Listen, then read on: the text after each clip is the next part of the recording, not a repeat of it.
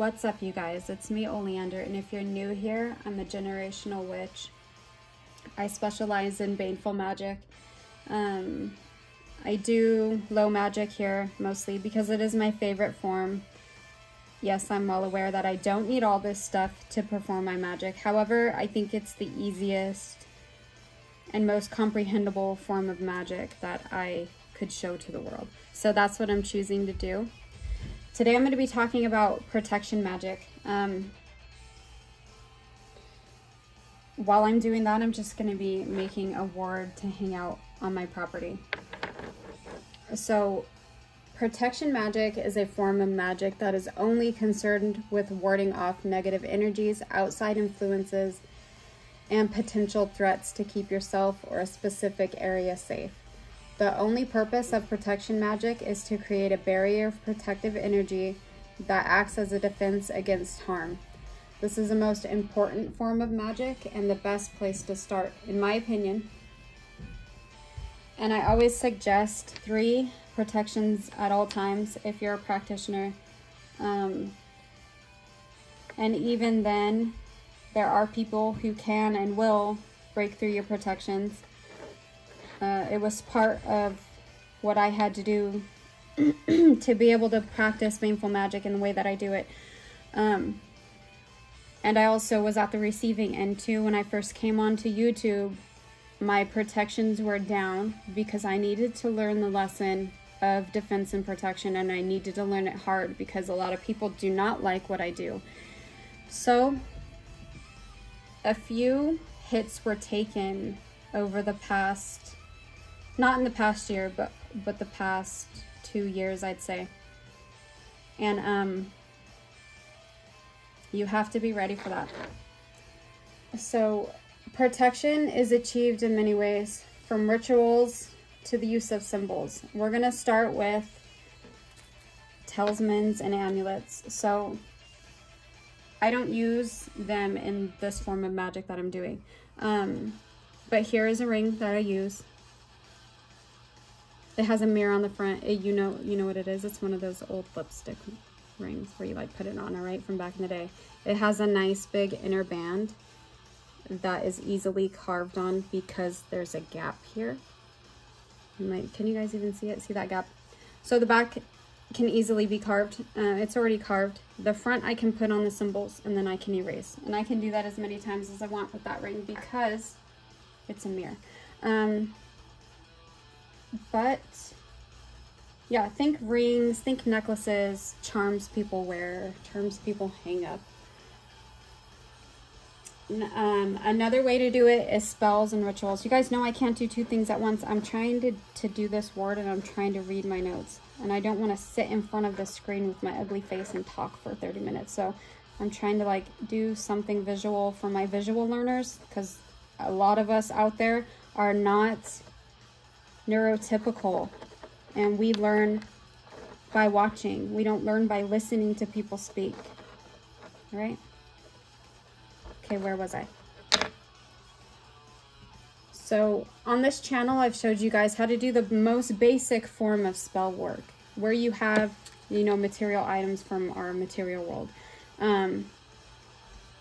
So a spell or a ritual in that most basic form that I've showed you guys already is something that you could do using protective properties and such. These are both protective. Chili peppers. There's also other properties for them, as you guys know, but iron, protective, chilies, protective, and defensive.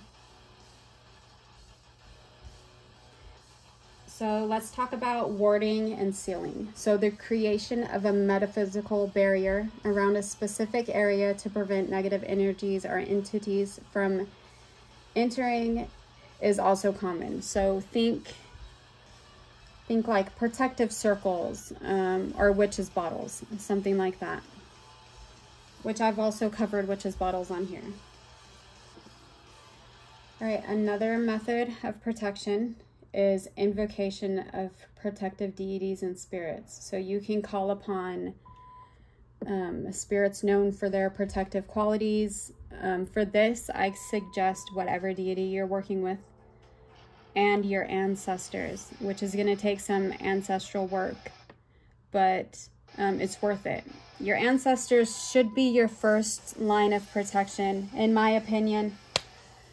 And for my demon altars out there, or future demon altars, if you form a pact with a demon, your top priority should be protection, because you will become a target from other witches who don't want witchcraft associated with demons. Too fucking bad, though. Too fucking bad. All right. Make sure that you include protection in your pact. Energy shielding. This is my favorite. And the best thing about it is you don't need anything. All right. You don't need any of this physical stuff to do this kind of protection. You just need your body and your mind. So practicing visualization techniques to create a personal energy shield that acts as a protective barrier. So this can be done while you're meditating, while you're doing your dream work, while you're in trance, or whatever method that you use. So this is a very powerful form of protection. And for this type of magic, as I mentioned before, you don't need physical things. All right, another form is cleansing and purification. So this can be done on your space or yourself, and it removes lingering energies and outside influences. This can be done in so many ways, including smoke cleansing, spiritual baths, and stuff like that. Basic things that you see people doing all the time. Saging their houses and all that stuff. I have on this channel a video for a complete spiritual reset for people who do the things that I do. So I'm an evil witch. Let's not deny it. Let's not pretend. I'm not going to sit here and fucking pretend.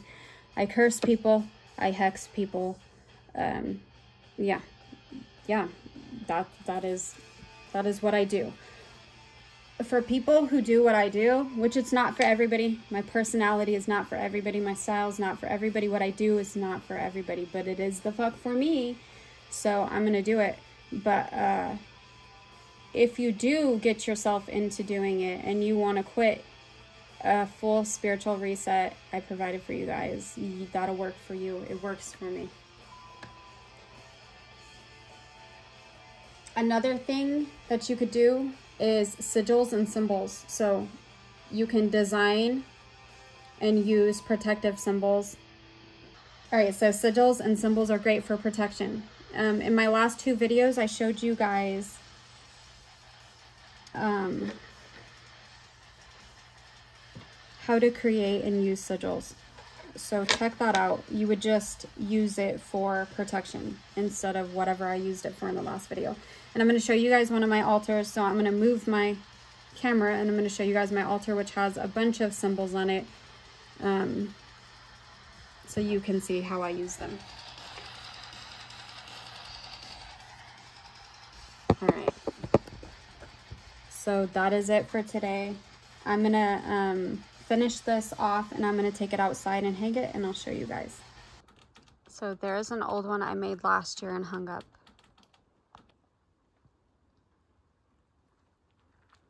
And I'm just going to hang it on my baby apple tree and it will stay there forever.